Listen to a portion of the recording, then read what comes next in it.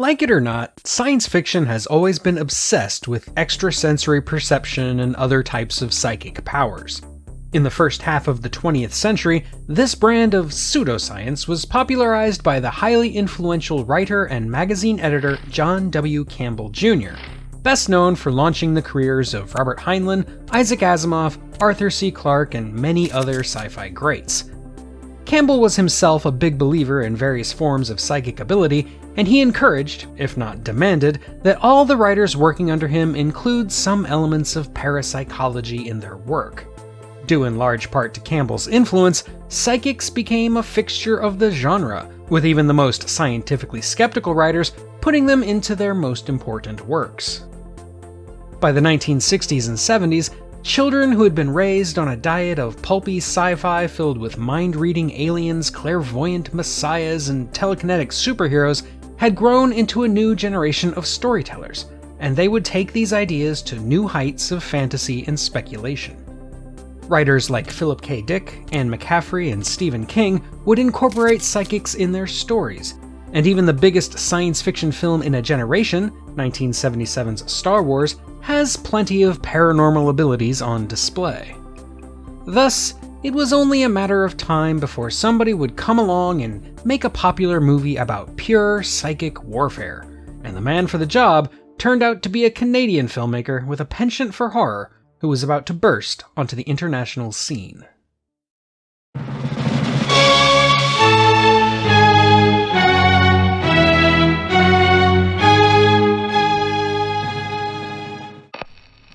Cameron Vale has just learned that he is a scanner, a powerful psychic with untapped potential that could be used for good or for evil. He has been recruited by Dr. Paul Ruth, a psychologist who specializes in scanners, to infiltrate the ranks of another powerful psychic named Daryl Revick, who has amassed a virtual army of scanners to do his bidding, to bring forth a new age where they will dominate the rest of the human race.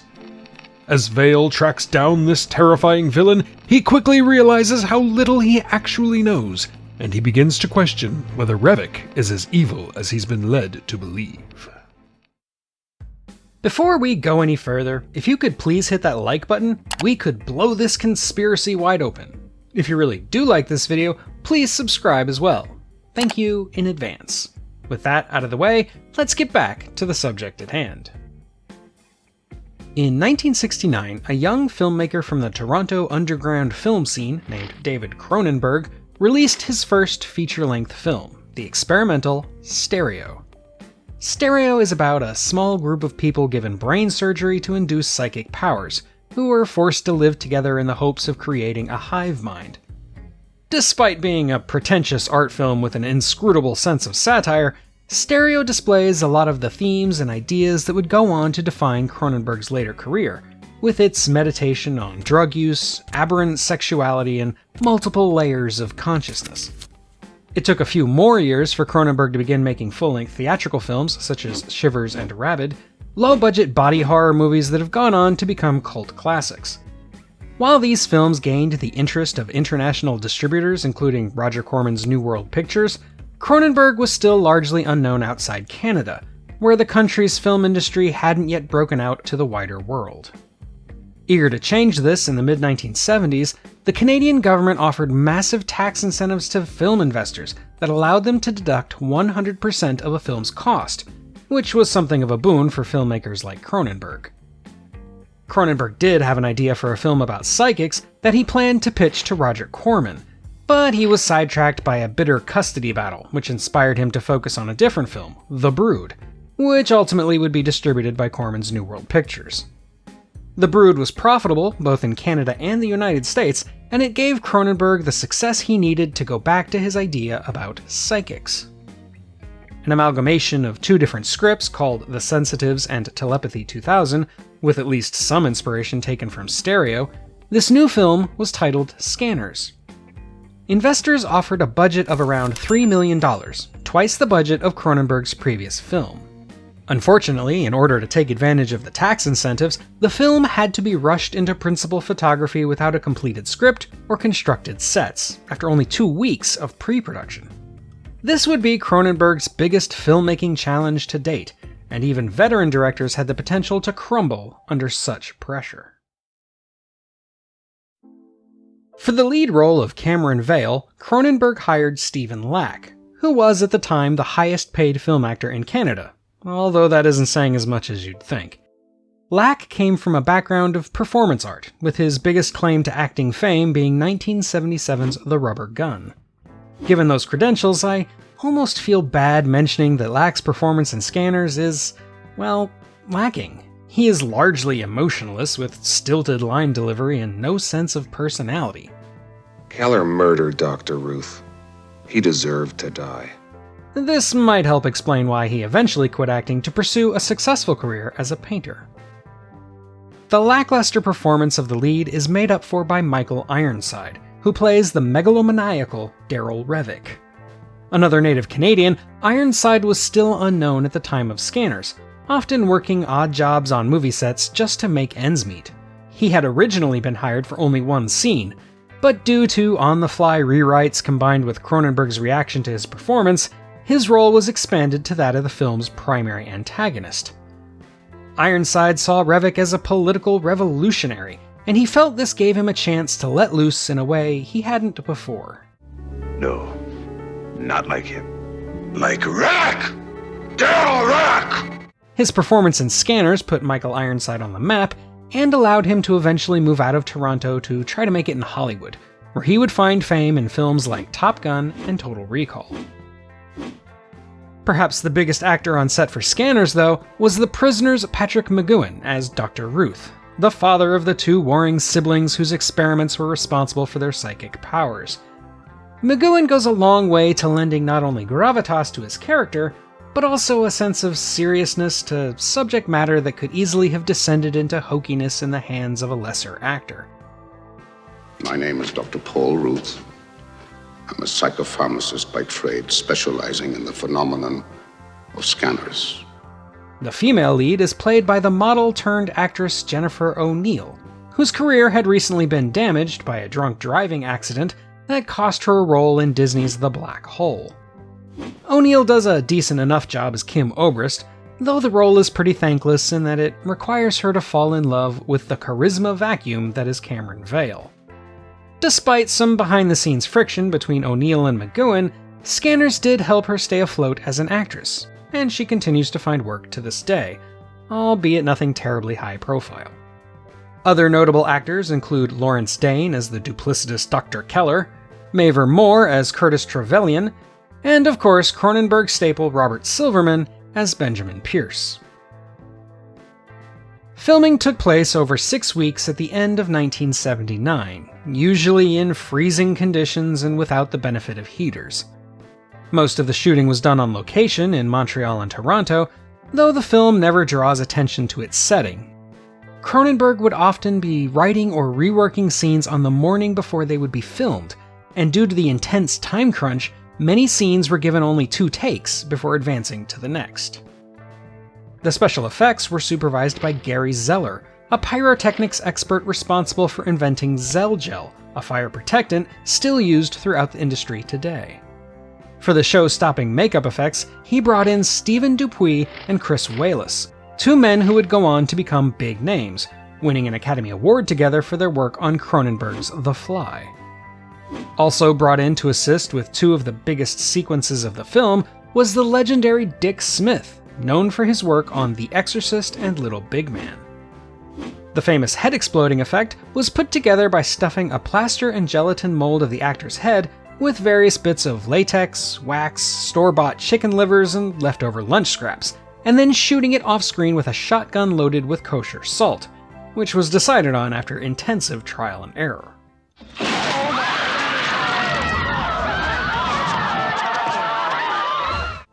The other major effects sequence, the climactic battle between the 2 psychics, had to be reshot several months after principal photography wrapped, despite the fact that the film had already gone over budget. Though the exploding head has become by far the most famous thing about the movie, it is in this climactic sequence that the talents of all the special effects technicians are on prime display. Scanners released in January of 1981 in both Canada and the US. It received relatively cold reviews from critics, but it proved popular enough with audiences to rake in a box office total of $14.2 million. It was one of the first Canadian films to reach a substantial international audience, and it was a major success for David Cronenberg, who would quickly become known as one of the greats of sci-fi horror. It spawned sequels and spin-offs a decade later, and a remake was briefly in the works in 2007 with Darren Lynn Bousman at the helm, though that fell through in the absence of Cronenberg's blessing. The thing I appreciate most about Scanners, aside from its effects of course, is its paranoid atmosphere of how it thrusts its protagonist into an incomprehensible and often discordant world where even with the ability to read minds, it is impossible to know who to trust or what is really going on. The character of Daryl Revick is also fascinating and well developed, an antagonist whose motives are understandable and concrete, despite the psychopathic delusions of grandeur given to him through a lifetime of hearing everyone's thoughts. Cronenberg gives an origin for the psychic powers in a pharmaceutical developed for pregnant women, and the scene where an unborn child scans Kim Obrist is notable for demonstrating just how far this story is willing to go in service to its premise. This parallels the real-life horrors of thalidomide, though instead of giving children psychic powers, thalidomide gave them horrible birth defects. All that said, I don't think there's any deeper subtext here. The film is still a sophomore effort from an auteur, and though it dabbles in many of the themes that dominate Cronenberg's body of work, it never settles on anything specific. It pays lip service to several interesting concepts, like how telepathy would inevitably warp a person's perception, but it doesn't commit to anything more than a general sense of existential confusion. At its best, one can see the confrontation between Vale and Revick as a battle over whether or not control equals superiority, whether might makes right, but in the final film, there just isn't quite enough evidence to pin this down as the defining conflict. If you squint hard enough, maybe you can make the case that the film is also highlighting society's mistreatment of the mentally ill, but again, that's a stretch, dependent upon an underdeveloped aspect of the plot.